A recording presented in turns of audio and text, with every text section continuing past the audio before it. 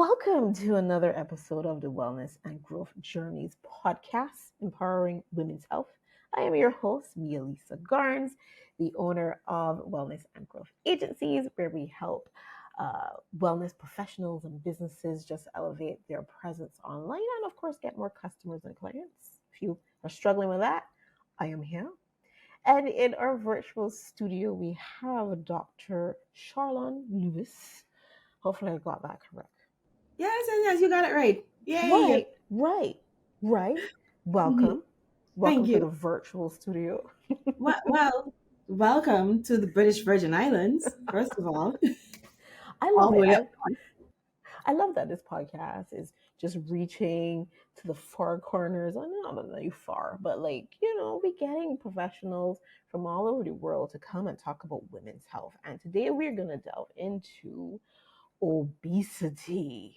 I Yeah, mean, it's not a fun topic to be honest, no, it's because very emotional, I can tell you that much. and we look at food. And maybe there's some sort of emotional ties to that. I'm sure you probably might mention that. Yes, we'll talk about it.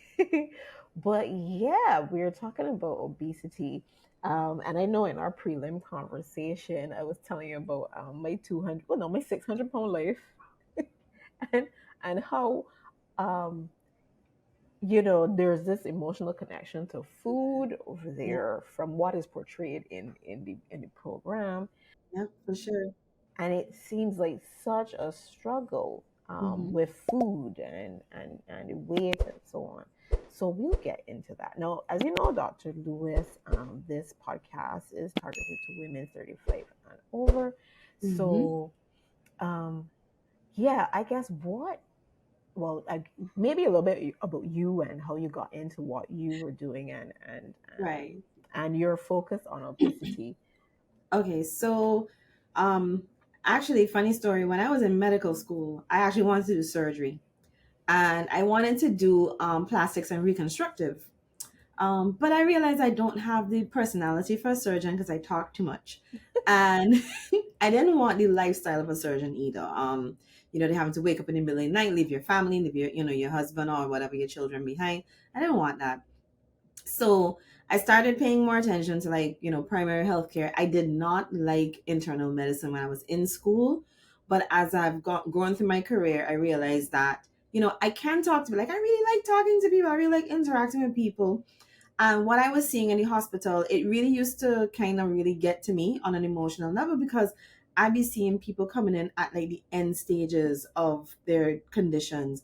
And I'd just be thinking to myself, if we had just gotten to them a little bit sooner and just educated them a little bit better. So I've always been trying to move to like more primary care, got into community health when I was working with the national hospital with the BVI-HSA, and I really liked doing community health. But again, I really started delving into weight management because I am now in my 40s, in my mid 40s. But when I was in my early 30s, I realized that I started struggling with weight. And I'm like, why? I am somebody who could maintain my weight pretty easily. I've been exercising regularly since I was like 21 years old. So why am I putting on weight? I said, it's much more than just, what you eat. It has to be something more to it. So I started doing, research on your eating, on hormones, and obesity as a disease. And it was out of selfish reasons because I'm struggling. I know a lot of people were struggling, and patients will tell you, they will be like, I'm not eating necessarily more than I am, but I'm putting on all this weight, doc, like something is wrong. So I at that time I had already had my second son, and I was actually moving from public service going into private practice. And I looked for a program that I can do online. So through the University of South Wales, I was able to do a diploma in obesity management, and it was really intense. Just learning Right. about fat as its own organ, all the hormones, all the different diets, all the emotional side behind it, learning about bariatric surgery, which is things that nobody likes to hear about, cutting, but some real issues and real solutions for them. So, I'm very happy. I've been in the clinic where I am now for the past 6 years, and I am the medical director of the clinic. And we really try to focus on a more holistic approach to health. So my the director of the company is actually a psychologist, Dr. Michael Turnbull. He started the clinic as a psychology clinic, helping persons with emotional needs and with children with learning disabilities. And then he met me. He liked my approach to medicine, and he was like, "Hey, do you want to, let's make this a all-in-one kind of clinic." And then that's what we did. So there's a behavioral health side. We have psychologists, we have psychiatrists, we have counselors. They go out into the schools and those kind of things. And then there's the medical side. So I'm a general practitioner with special area interest in obesity management and Right. diabetes, because they overlap a lot. Okay. And then we do have a gynecologist and a pediatrician. So we really interconnect. I mean, that my gynecologist would be seeing patients with PCOS issues and Mm-hmm. women with menopause, and it relates to their weight, and so he would refer them to me. Same thing. I see women with like fibroids and other gynecological issues. I would refer them to him. We see children with obesity, so I get referrals from our pediatrician and other doctors from outside as well, particularly like the orthopedic doctor. Persons think, well, I do my blood work, my cholesterol level is fine, I don't have diabetes, my pressures, I'm healthy. I was Right. like, no, after a while, it is going to wear, especially on your joints. And in 2023, early in 2023, here in the BVI, we had a study done about primary healthcare, and we realized that the major reason for a doctor's visit was actually because of musculoskeletal problems. So whether it's back pain, knee pain, ankle pain, something was going on, something was hurting, and that's why the majority of visits to the doctor were actually happened in that sense. And so there's a big overlap. We look at something like diabetes. Unfortunately, here in the BVI, we don't have statistics, but we can look around. We know if you go by international standards, and we might be higher, we probably have close to about 4,000 diabetics on the island. You know, Wow. um, and that's 10% of your population, which is current literature from most countries, even the most first world of countries. It's a big problem. So yeah, it's just like I said, you go, for me, I've always been trying to go to like the root of the problem, the root of the cause. And to me, weight is really a lack of a better way of saying it, is really a big issue. And there's so many cultural aspects, emotional aspects to it. And it's not as simple as people think. So that's why I'm here. Well, okay. Well, thank you for that. I do, from being online and well, being 40 as well, and it was easier for me to like shed weight when I was younger. Like I just kind of watch what I eat or as much as I eat, and then do a couple of exercises a month or two, and whoop, I might deal weight, Right? right? Same thing. I would skip a meal and lose like 5 pounds. It was great, my metabolism was on fire Yeah, back in the yeah, day. But like I said, when I hit my early 30s, it's like, huh. Yeah. And then smart me, I had my second child at 35 years old. And we had that conversation too. You go to your gynecologist and they're like, you're a geriatric pregnancy. And like, first of all, sir, I feel like I'm 26. So I rebuke you and your geriatric talk. But I knew what he meant, because obviously I've yes, done medicine. So I knew, you're more high risk and everything.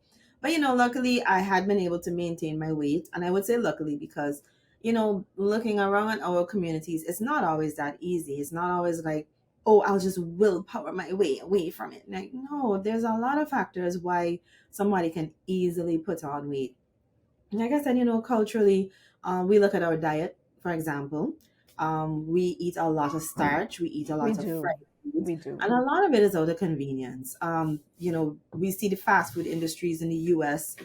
I'll tell you, funny enough, we do not have any franchises here in the BVI.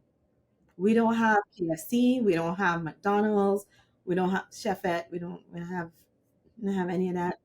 Um, but still, we have this But obesity still, issue. right, right, We do have the U.S. Virgin Islands, which are like right next to us, so persons can send over and they get their indulgences. But I can't explain, everything, because right. everybody's not ordering KFC on a Friday. No, no. So You would have like little food trucks and we shops have that those. pop up, Yeah, right? we do definitely have those. So we talk about food trucks. Where did they come from? Why are they even here? Back in our parents, our grandparents, they you didn't have stuff like that. because people had more time, to be honest. Um, whether it was because of economics or whatever, honestly, they may not have been working as hard. A lot more women were stay-at-home moms. They were able to make like nutritious meals for their family. But that's not necessarily the case now. A lot of us were out working, we're career moms, whatever the case is. And even Michelle Obama in her book, she said that when they got into the White House, it was a matter of like they would just stop and pick up fries from McDonald's. And when she took her kids to the pediatrician, she was told that they're obese, and that's what really sparked her with her whole drive of move more, eat less, that whole movement, putting the garden into the White House, and those kind of things, like promoting healthier eating. It came because of her own experience as a mom, as a career mom, was a very active mother, and then seeing her children's health suffering because of it. Not all of us, obviously have all that much about a privilege, but I do think that we're not mindful about what we're putting into our bodies. When I was growing up, my parents, they would talk about sugar. It's like, oh, you shouldn't eat all that sugar, but the information about why it was so bad wasn't really that widely available. So it was still a matter of, let me just give you something to like fill your belly, and we Yeah. still kind of have that Yeah. mentality. It's like, I'm I'm going to eat it because I like how it tastes, and we're not really thinking about like what it's doing internally to our bodies. And it's not to say that you can't have your indulgences, that you can't have your little sweet treats every once in a while, but we really overdo it. And one of the reasons because it's so easily accessible. Here in the BVI, there's a treat, a dessert called tart. It's basically like a pie, a fruit filled kind of pie. For those who are watching, guava tart is the best. They have the coconut tart people, but we don't look at them. Cook pineapple tart eaters, we might accept you. And then they have something here called guava bar. I'm really just going off on a tangent, but say that All of this is new to me. that's fine. I mean, apple tart. I like The apple. people who live in the Virgin Islands, they understand. And on Facebook, we have tart wars. So, because Christmas season is tart season, traditionally Christmas season is tart season, but their businesses now, their places, you can get tart year round. So it really has changed the accessibility to these kind of things. I'm sure if you go in a supermarket, Melissa, you can see like fudge, coconut drops, like all these different things Oh that yeah, yeah, and you, chocolates. your grandmother maybe used to traditionally make around somebody's birthday or for like a special event. It's not that special event anymore. It's like we could get it anytime. And on top of that, we have the money to buy it. So we look at like economic growth of our countries across the Caribbean, and unfortunately, countries like Trinidad, Barbados, Jamaica, here in the BVI, we show very high rates of obesity and diabetes, like I said. So again, you have to look at all these different factors. That it's not just, oh, I'm a bad person because I'm not eating properly. No, it's a lot more to it. So we now have to be a little smarter about things and make better choices. But the other thing that I wanted to mention is tradition is also a big part or a big factor in how we eat. Because you talked about the tarts and you were talking about that and reminiscing and saying how it's a part of your culture over there. For us, especially around big occasions, let me just talk about Sundays. Sundays already are traditionally like the days that you cook up a storm, right? You got your rice and peas, you got your macaroni pie, you got your sweet potato pie, you got your two And, or three and meats because you got your everywhere has their stew. macaroni pie, but listen, Bajan macaroni pie is infamous. When I was in school in Trinidad and the Bajan students start making those macaroni pies, whew, beautiful. Same thing in Laced with Jamaica. cheese and all the Yeah. seasonings. And do y'all put egg in Mm. yours? Do you put egg in yours? Some people do. Some people Yes, do. I do. I think Yeah. more the Bajan students would put egg in theirs. But again, that's something, yes, that we traditionally grew up with. And that's something like it's not everybody could have back in the day afforded to make those kind of things, but now we can. Because not only are we making more money, the food is just cheap, so we can get the ingredients, we can make these indulgent foods, much more often. So here we are indulging our palates, eating all these highly palatable foods that are really not doing us, that much good. Anything. Yeah. Cause and then Um, the vegetables will probably be look a little decoration on the Sprinkle, plate. so it looks pretty, Yeah, yeah. So you got on the plate. little carrots and Um, you know and then say we look at the way we stew our food because we like food with color, but we like it brown. Yes. ain't color like the rainbow color of fruits and vegetables. We like it brown. We don't want it If it looking ain't like brown, it ain't corn. stew. You know what I Right. mean?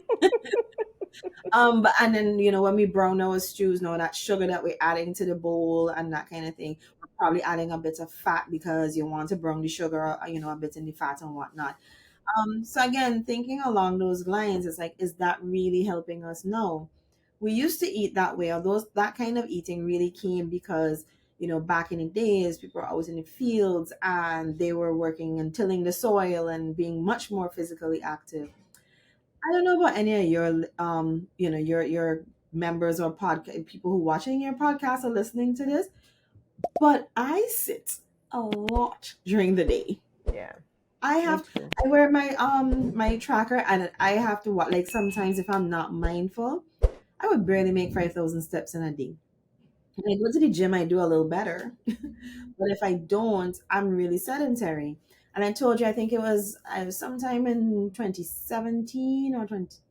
Listen, I'm dyslexic, so if I'm mixing up my 2017, my 2011, nobody blame me, okay? But I know there was a study done in Barbados. I think I told you about this, where they were looking at the rates of sedentary lifestyle Hmm. among persons living in Barbados. And first of all, women were much more sedentary than men because we have more office jobs. We're not necessarily out in construction and Right. agriculture That is true. as much. We have a few, but not as much. Yeah. So women tended to be more sedentary, and like about 90% of women who had like their office jobs or whatnot, they were considered to have sedentary lifestyles. And according to the WHO, that means that they sit for about 8 hours a day. And that is the reality of life. Like, we Yeah. sit down for majority of the A day. lot. Yes. I purposefully I do not have a printer in my office, for example, because if I had a printer in my office, I would never get up. So, just little things like that, just trying to get my activity, trying to get that going. You have Right. talked to patients about putting a little stepper underneath their desk, or when, by the sofa, the couch, when they're watching TV. Just do a little pedal, just do a little pedal. But and most of us have cars now, so we're not It's walking from true. like It's true. Bridgetown to countryside anymore, even in Barbados, much less here, Yeah. where everybody can afford a car. Because, guys, let me tell you, the import duty on cars is less here, just so y'all know. So everybody, they drive. They don't really have that great of a public transportation system here either. So a lot of people are driving. They have the sedentary lives. It's like, you see where these things are adding Yes. up. Yes. And then, they go to the doctor. The doctor's gonna look at it and like, oh, you need to lose some weight. First of all, doctors are not always. We don't always drink our own Kool-Aid, and because we're supposed to know better. We're Right. supposed to know better. So you're going into the doctor and they look like they need to lose a few pounds. And so, even from a physician's standpoint, you might hesitate to even talk about the patient's weight, Right. because you yourself might be feeling a bit of guilt, about your own practices. So we don't really address the weight issue as much as we should. And then when you go there, the patients are looking at you like, well, you don't know what you're talking about because you obviously don't do it for yourself. Yes. And then, to have that kind of resource available. Again, this is why I decided to do what I do, to be able to help patients. I think it would be difficult to try to break. What's this? Well, habits die hard, as it say. Yeah, yeah. Um, But because the like first step you're is accustomed awareness. to, yeah. You how do you make the transition? Because you're accustomed to, hey, I gotta get my son the food. That's a part of me. This is part of my culture. This is part of what we do. That kind of thing, right? And then some people already got their menu planned out for the week, right? Because you got some of the food on Sunday, then on Monday you want the same thing, so you can do some soup, right? And then so you're going down. So in their minds and in my mind, it's not necessarily unhealthy because we ain't eating fried food like you say. Right. We ain't eating like barbecue pigtails and that kind of thing. We're not eating those. We eating good old food, right? Mm-hmm. So they may Right. not see anything, unhealthy about doing that. So then how do you change that kind of or address that kind of mindset? Again, once you point out, okay, let's break down your plate. So you want to eat macaroni pie and potato salad and rice and peas. How many carbs is that? That's carbs in every single one of those dishes that I've talked about, right? You look at something like macaroni pie, you also have the cheese in it, which is a lot of fat. It's some salt, like you're gonna have a good bit of salt in that too. You look at the potato salad. The potato salad is carbs from the potato. You also have a lot of mayonnaise, which is a lot of fat as well. The rice and peas, to be honest, the rice and peas wouldn't be that bad if it wasn't for the fact that the rice is it's very easy to break down and turn into sugar in your system. But at least the peas got some fiber. So of the three of those, to be honest, the rice and peas would probably be the best and healthiest choice. But so it's not just what you choose, but let's also talk about how much you choose of it. Yeah. So I think I tell people all the time the poison is in the dose. Because in itself, you can have all of those things and you can have each one of those dishes, but it's the Right. amount. Uh-huh. So the amount of macaroni pie that you would have would be like a smidgen.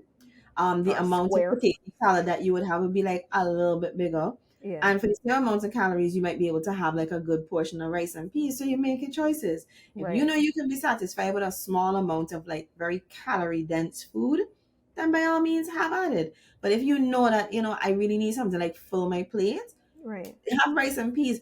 As a matter of fact, don't even cook it with the rice. I usually advise patients just do the peas. The Just eat same peas. flavor, really and truly. You can put your coconut. Cause I'm thinking of our Jamaican counterparts where it's scallion and the little pepper and everything in it. Just make the peas. Don't put any rice in it. Why you putting rice? We're stretching it. Well, Beans aren't are not there? that expensive. Like, and you could do big batches of beans and put them up in the fridge the same way you can with the rice and peas. But If you who just want want to, to eat peas? you could have, okay, let's switch out the rice, let's have some hard food, let's have some some sweet potato. But again, just being mindful of how much you're having. Right. I Right. usually tell people though, you look for foods that have more fiber. Right. So how do you know it has more fiber? If it's hard for you to chew, it's better for you. So if you have to take your time to eat it, it's not just like two bites and it's soft and you swallow it, then it's probably better for you. So that goes for things like your bread. That goes for things like your starch. Instead of doing rice, do quinoa. Do like I said, peas. We like curry. Instead of doing potato and chickpeas, you just do the chickpeas. Right. Just making those switch outs like that so that you can actually have the volume, because eating is very mental as well. And one of the things I tell people, get smaller plates, get smaller bowls. That in itself makes such a big difference, because when we have a big plate, what we want to do, we want to Fill fill it. it, Yeah. right? But you have a small plate, you can fill the small plate, but you will end up putting less. That automatically cuts back on how many calories you're going to eat. That's fantastic. Right. You as a tiny person, I am short. Guys, I am only 5'3". I'm a little bit. Okay.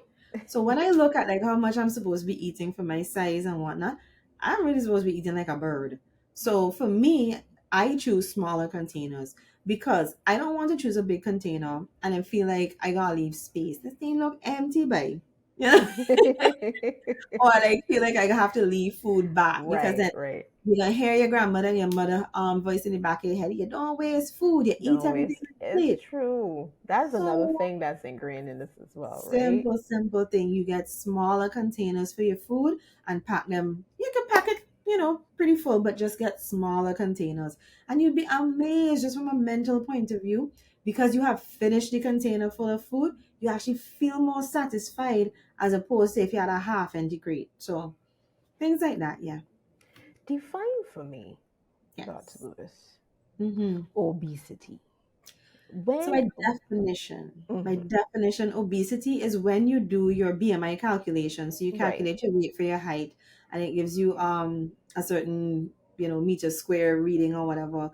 Once you reach over 30, you're considered to be obese. And people like to say, well, oh, black people, we can carry a little bit of extra weight. It's like, unfortunately, a lot of us do. We do carry that little bit of extra weight. And I was doing some more reading and research about this recently. And black persons can have a BMI up to about 27 and still be considered somewhat healthy, according to the epidemiology. And this is not ideal by any means. There's still different types of obesity, and I'll let you know.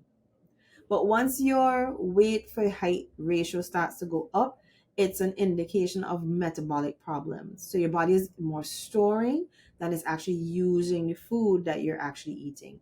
Some of the other parameters we look at would be something like a percent body fat. And these are things you can use, the calipers, your little pinchers. You can use like tape measures to measure your body.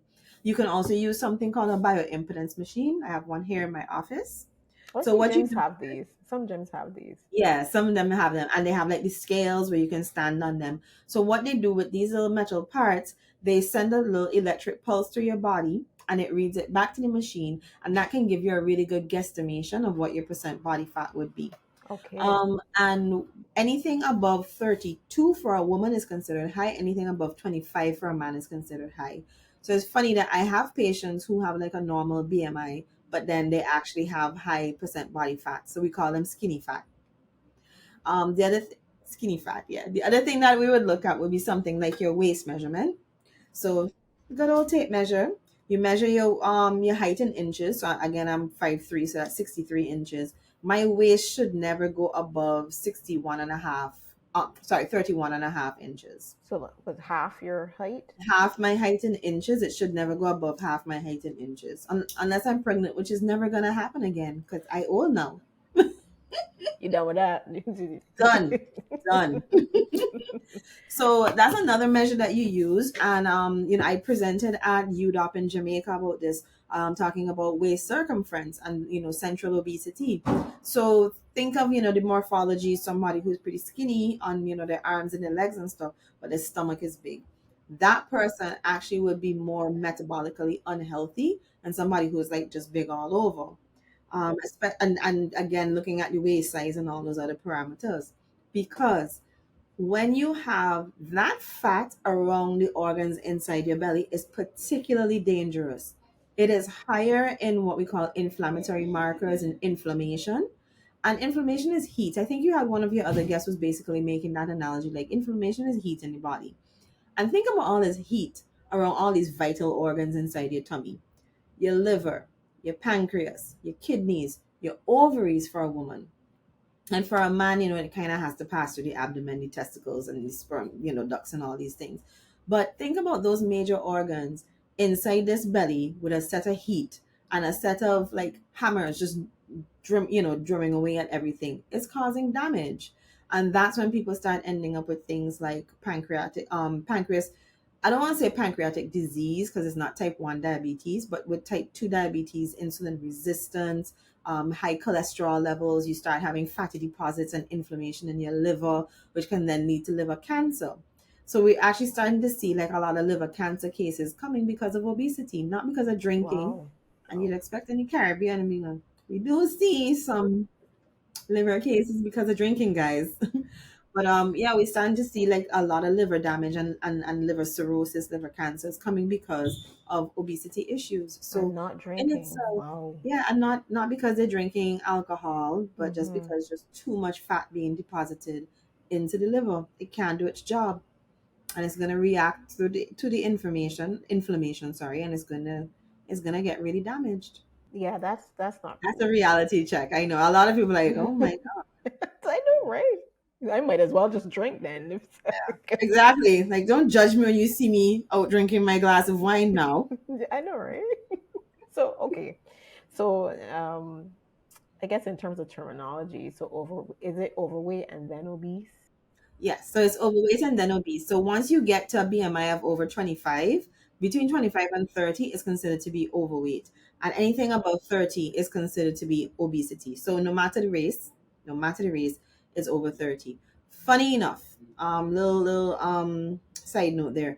Persons of Asian and Chinese descent actually have a lower threshold for obesity because metabolically they suffer a lot more metabolically once their weight goes up. So at I think it's a BMI of 23 for persons of Asian and Indian descent. And I'm saying this specifically because in the Caribbean we're a mix. We're not Yeah, just black and yeah, white. We yeah. have a lot of persons who are Indian, East Indian, Amerindian. We have persons who are Chinese and descendants of Chinese. So bearing in mind that because of our mix up, we really have to try to focus on trying to keep your weight as low as possible, and that's something you can do at an individual level rather than waiting until your metabolic disorder has taken over and all of a sudden you have high pressure, you have diabetes, you have high cholesterol, heart disease. And for the men, I like to say, I mean, even though your target audience is women, Uh-huh. we're the doctors in the house, the doctors and the nurses. So for men now, once they start having like artery blockage issues, this is where things like erectile dysfunction comes in.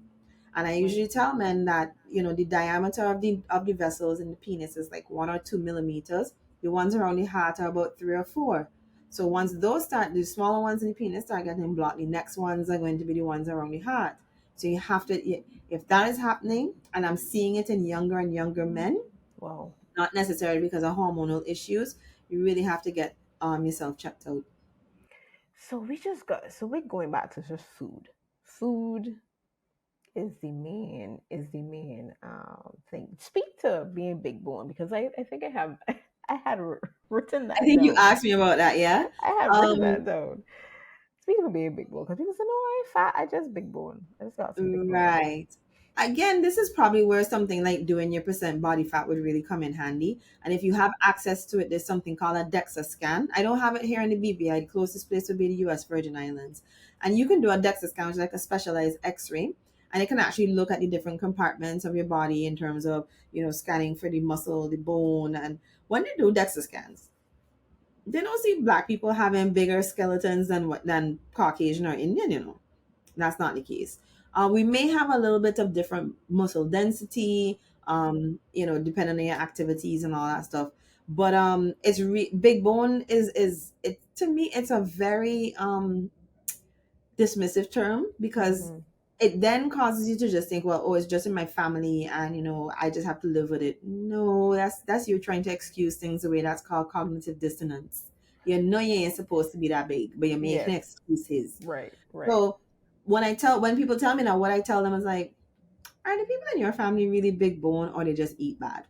Mm. Like, look at how your family eats. The next time you go to a family meeting, is anybody bringing salad? Is anybody bringing the salmon? The steamed fish. What are you eating? Because families that eat like steamed fish and the steamed vegetables and the pumpkin and these kind of things, I don't know if they're big boned. Yeah. Yeah. Yeah. Nobody So can bring in that to cook up though. Like I tell you, they can exactly. bring the salad. The salad can come. Because you need a little sprinkle of green to make the plate Exactly. look Exactly. decent. But nobody bringing us beef. Maybe salmon, but salmon. I don't know over there how it is over there, but salmon over here real expensive, real expensive. Yeah, it can be up there, especially compared to things like chicken. Oh, Very rarely we would get like local beef because it's a small island and it really don't have like a huge agricultural sector. So we do import a lot of food. We import a lot of food. They yes, import food here from too. Dominica, St. Vincent, the States. And of course, we always hear this, oh, this is the food that they reject in the States and this is what we get. So yeah, being very mindful of things like that. At the end of the day, you still can make healthier choices. Like I said, instead of doing the rice and peas, do just the peas. Right, Just do the peas by themselves. Like you don't need to have both. And then when it comes to like instead of stewing the food, bake it, like barbecue it without the set of sauce on top of it. Even jerk to a certain extent, if you can be mindful and reduce the amount of salt in jerk seasoning, and then you put it over the pit. Remember all that fat dripping off, but you're still getting the I flavor. quite like jerk chicken, especially Right, done and that you way. prefer to get like more flavor, as in all the different allspice and everything that they use, as opposed to all that salt. Even Right, when we're cooking certain things, use vinegar. Vinegar doesn't carry up your blood pressure. Vinegar doesn't add a set of sodium to your system. So use vinegar, use lime. Aren't we accustomed to like roasting fish on the beach and putting lime on it? Like yes, when did that stop? yeah, We know when it stopped. We stopped yes. when we grown and we have responsibilities now. But but think about things like that. And then being active. You are busy working all week. The last thing you want to do on a Sunday is to go out. But when we were kids, we used to go out going to the beach like almost every Sunday. You know, do that. Do we go to the Yeah, beach? Do we go hiking? Do we go like walking? Do you know your just get neighborhood? more Do you know your active. neighbors? Yeah, Do you just go get more outside? active. I know, right? And it's true. When you were younger, you just always outside. I think. Well, we didn't really have the technology that we have now, right? That keeps us in the Exactly. house. That we Exactly. just always And I outside running understand around it, till like 6 o'clock. I have a 10-year-old and I can tell you that his tablet is probably his babysitter. So it's not like I'm here up on the pulpit and like preaching down to anybody. It's like, Me I have either. my struggles too. I understand. Yeah. But we, again, just trying to make good choices, trying to, as you learn, is that when you know better, do better. You don't have to be perfect, but you can make little changes that actually just translate to big changes later down, as with anything in life. But because this is my area of focus, this is what I'm talking about. One of the things we do here, so I'm you see my little diabetes pin. I'm the president of the Diabetes Association here. And one of the things that we do during the month of November for diabetes awareness, we have something called Sneaker Day. So we encourage persons to wear Yes, their we have that sneakers here on too. time. Yeah. Right, wear your Mhm. sneakers, park far away from work. So I don't know how it is in other places, but here, if you can drive to the like into the office you want to go to, you would probably do that. Yes. And drive to the steps Yes. and just walk in. And park right there. Yes. Right. I know for us in St. Vincent, we have like car parks in town. You'd like walk around town or whatnot. It's not like that everywhere. So on this particular Friday in November, we'd encourage persons to wear their sneakers and walk as much as possible. Now they do have a little trolley that they take people around. We encourage them, don't use the trolley, just walk.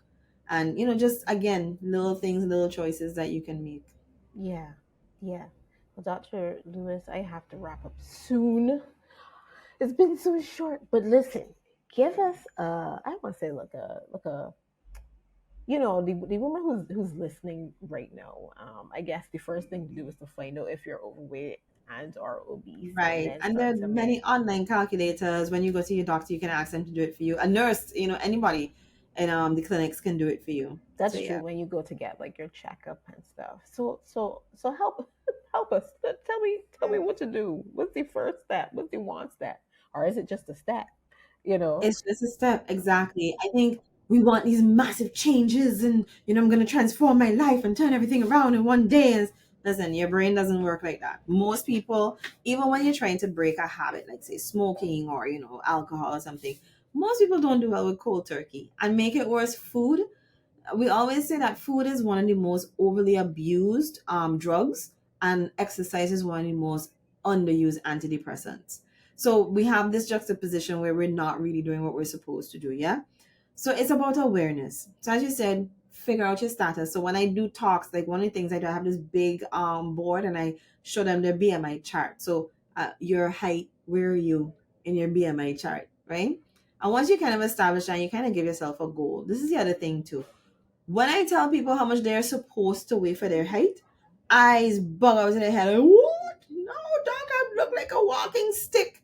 So again, you're gonna realize you're gonna have to get over the mindset of you're Yes. gonna be mager, you're gonna be skinny, you're gonna be sickly. Look I tell my bad. people, no, Hmm. no, no.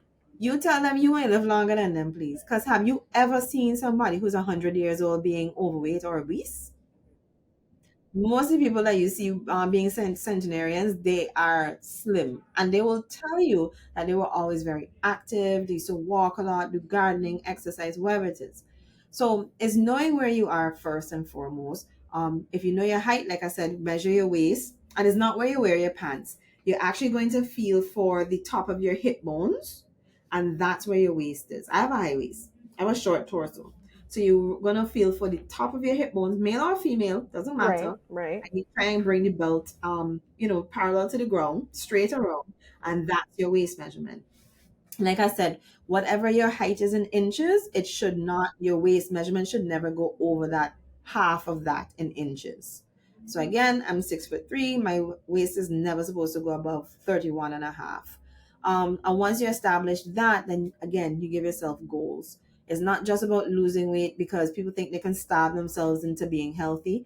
No, muscle is very important. So when you think about exercising, it's great to start off with your walking and whatnot first, but remember, resistance exercise is really important. So if you don't want to go to the gym, you can get resistance bands at home. You can buy little weights at home, but you don't have to have a full gym at home. You can use a chair, you can use your bed, you can use different things. But I think at the end of the day, know where you are, start somewhere, and just build little by little, and you will get the results that you want. If you're really struggling, if you really find that you're having a hard time, see your healthcare professional. I don't have online services yet. It might be coming. We're going to speak it into fruition for 2025, so that I might be able to help more people around the Caribbean. But at least start somewhere. If they need to reach out to me, I don't know if we can put it in the description. They can Oh, email for me. sure. For sure. Yeah, and then we can see what we can do. Because I do have one person in Jamaica. I told us, like, you're going to be my guinea pig. We're You going to see test how it this is out. going to Do work. Yeah. the Yeah, man. I think we could use the technology to our advantage for I sure and get to reach people who really need the help. I And this mean, is, we're doing this show, so why yes, not? You know? yes, exactly. This is the reason why this show exists. It's because I want women to get the answers and the help Yeah, that they need. yeah. And But again, we're thank you. very, very, very grateful. I'm Yes. loving that you're doing this. And thank you for reaching out to me. You know, Uh, weird, weird story, but thank you for reaching out to me, Elisa, and giving me the opportunity to like kind of bring this to your audience. yes, and thank you for joining me. And it's right, we can have to do a part two, clearly, because we got more to talk about. We Well, still let's got to talk about. guys who are Uh, watching. Do you want a part two? Do you want to see us Yeah, like, I talking more? know, right? Yes, comment We'll drop below a or poll. comment, yeah, comment Yeah, whenever, wherever, small signal, let's call it no, Marscord, right. anything, and Smoke signals, we make something. sure that we get Let us know. part two. And thanks again, Dr. No Lewis. problem. It was good. All right. Thank you for joining us on another Wellness and Growth Journeys podcast. Now, if you're inspired to elevate your health and wellness business, the Wellness Growth Agency is here to guide you. We specialize in tailored digital marketing strategies to enhance your client engagement, grow your practice, and improve overall satisfaction. Let's unlock the potential of your business together. Visit us at wellnessgrowthagency.com to learn more. And don't forget to subscribe to our podcast for more insightful episodes. Until next time, keep thriving and remember, wellness is a journey. Growth is the destination.